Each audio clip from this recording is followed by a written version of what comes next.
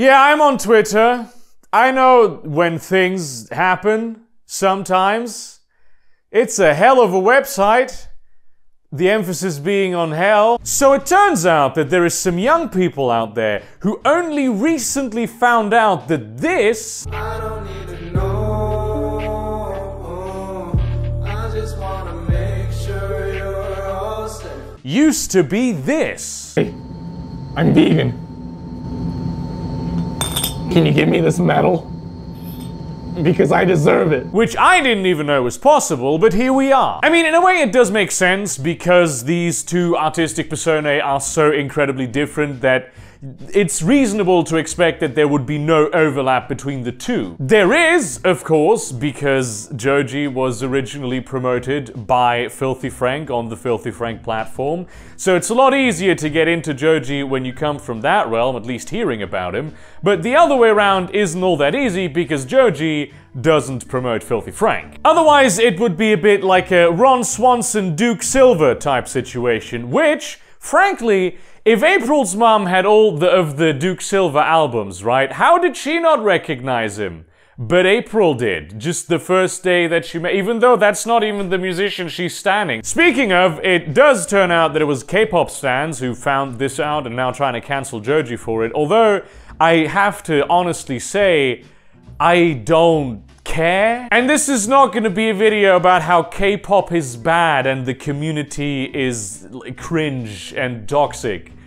Because, like, I don't give a shit. Instead, I think this would be a good time to talk about the evolution of the artist, or rather, in this case, even more of a revolution of the artist. Because if you think about it, Joji's like a respectable musician. He does real, actual, deep, unironic songs that you could play on the radio, in public, without getting arrested. Although I have noticed, and I don't follow Joji super closely, but I have noticed that in recent times, his videos have gone a little bit from the very old, like, hardcore, serious, melancholy Joji into more of a bit of an insane vibe. So maybe there's a certain itch there that the man is no longer scratching. All that being said, to me, Filthy Frank and Joji are not the same person. They are completely separate individuals. And I don't mean this in the esoteric, oh, their personality changed so much that one became the other person. I am talking in a very literal, they are not the same individual and are in no way related to each other kind of way. No, Filthy Frank and Joji are two separate individual people who overlapped in time for a while and overlap in audience because Filthy Frank used to promote Joji, but they aren't the same person. And frankly, they have very little in common. I mean, but they do, right? I mean, it's like the same guy. Yes, and that guy, George Miller, is an even different third person that is different from the other two in the very significant way in that he is real, which neither Joji nor Filthy Frank are. They are artistic personae. All artists have a persona, and you could obviously make the case that everyone has different personae because we adopt various social roles depending on the context that we find ourselves in, but that's not what I'm talking about here. Even artists that do not have a persona must be morally considered to have a persona. There's a certain clade of artists that specialize in changing their persona very rapidly, and usually the persona that they change into isn't even created by them. For instance, Rusty Ryan and Benjamin Button are two completely different people, even though they are also the same guy, Brad Pitt, who is an even different person entirely. Like Filthy Frank and Joji, they are two fictitious people brought to life by a performer. Now, of course, this isn't a perfect comparison for numerous reasons. Aside from there being an argument to be had about the degree of fictitiousness of a person that we're going to get into later, Brad Pitt didn't actually, like, create or write or control even Rusty Ryan or Benjamin Button. He just portrayed them. Which, on the other hand, you can't really make the argument that George R.R. Martin, who created and wrote and controlled Samwell Tarly and Tyrion Lannister, is those two people. Except, you know, in the places where he is. Especially in the case of Sam, he has been quite upfront about the fact that it's kind of a self-insert character into the story, but we still have to understand, this is very important, that they are two completely separate entities. A lot of artists will, when they create a character, inject a bit of themselves into them. That it just makes sense to do, more than just the write what you know kind of perspective. That doesn't mean that they are the same person, or that they are even remotely similar. And even when they are extremely similar, they are still not the same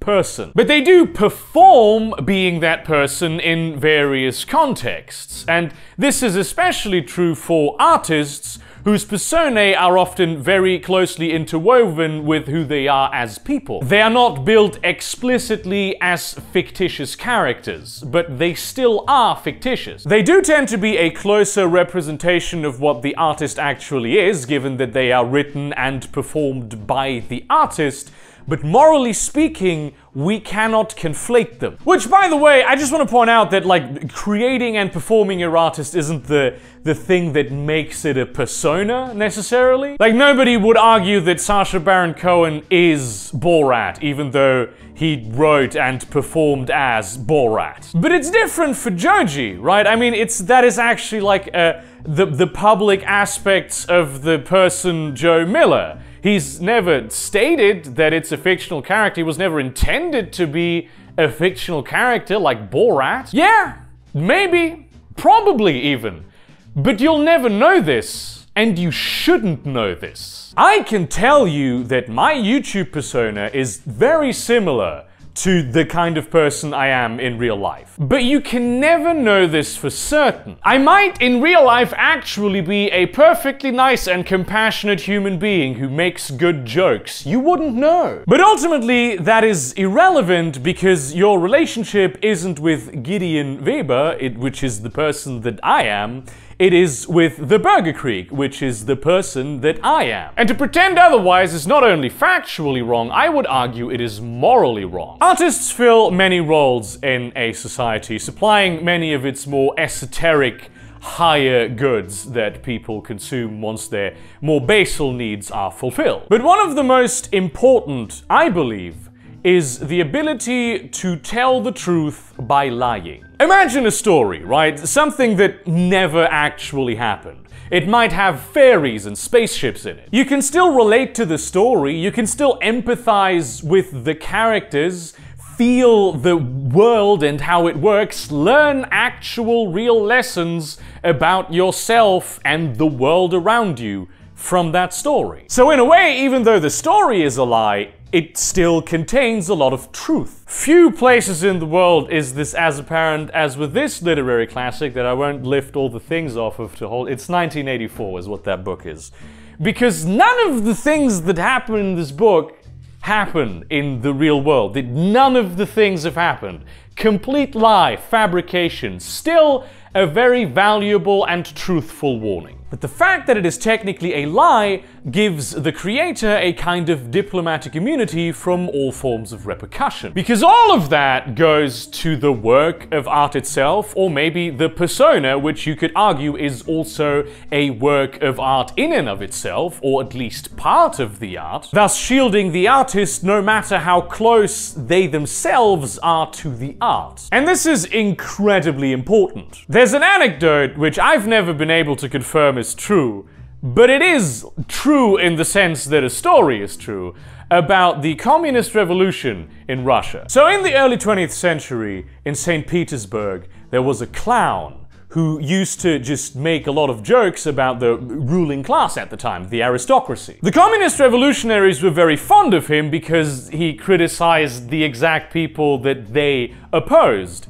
However, the moment they gained power, he was the first person that they executed because they had seen the power of his ability to criticize the people at the top with impunity. This is why freedom of the arts is such an essential value in a free society. It allows for the telling of truth packaged in a big ball of lies. And to conflate the art produced with the artist that produced it can lead us down a very slippery slope, at the end of which lies the grave of liberty itself. Now, of course, most artists aren't political.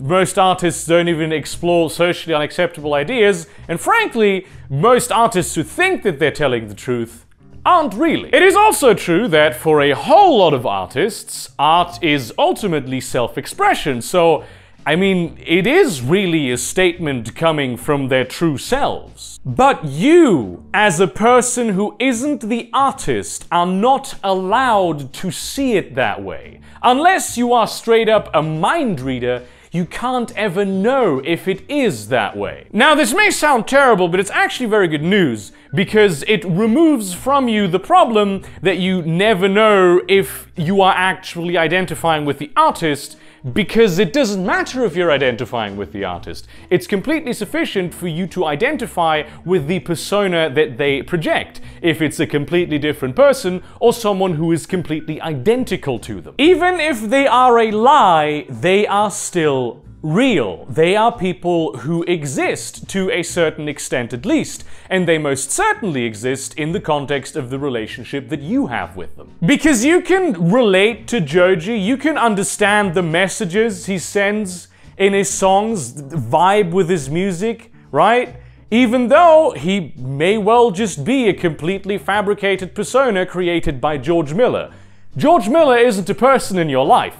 Joji is. Ultimately, you can't know how much of George Miller is in Joji, so why bother trying? You don't know George Miller, so why not take Joji at face value? He is the realist incarnation of the man that you will get. And that is why Joji and Filthy Frank are two completely separate people. They are fictional characters and thus distinct in the way that fictional characters are, even if ultimately they may be real representations of the artist. Because if you do look at them, they couldn't be more different. And I really want to drive home the point that with this video, I'm not trying to say that all art and all expression and all everything is just fake, and all of the creators and artists that you enjoy are just completely fake people that aren't actually the real people they pretend to be. It is a very complicated and individual phenomenon that varies from person to person and project to project. There might be more George Miller in Joji than there was in Filthy Frank.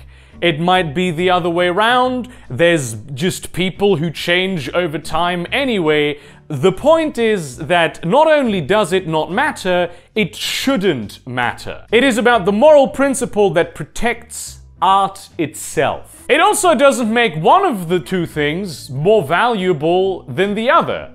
That depends entirely on how you personally relate to them. Which is a thing that a lot of people didn't understand about my art objective quality video, is that they somehow assume that me saying that some art is better than other art, that means that that art is more valuable. Which is literally the opposite of what I said. And I guess this video also turned into a bit of a rant as to why cancel culture is bad, but I'm pretty sure that anyone who isn't like a deep, censorious authoritarian within their soul knew this already. So yeah, thank you very much for watching this video. Like, comment, subscribe, do all the things, share this to your relevant communities, but do not spam them. Consider supporting me on Patreon or Subscribestar. Ooh, which me do I mean? Do I mean the me or the persona me? Who cares? It doesn't matter. It doesn't matter. It's not relevant. Maybe buying some of my merchandise or the art which is produced by just a different persona me, which is author me, which is the one that has the three letters, the other three initials, because I have 4 names. It's wild. And in that spirit, how about you just take art at face value and understand it as the thing that it means to you? And see you around, cunts.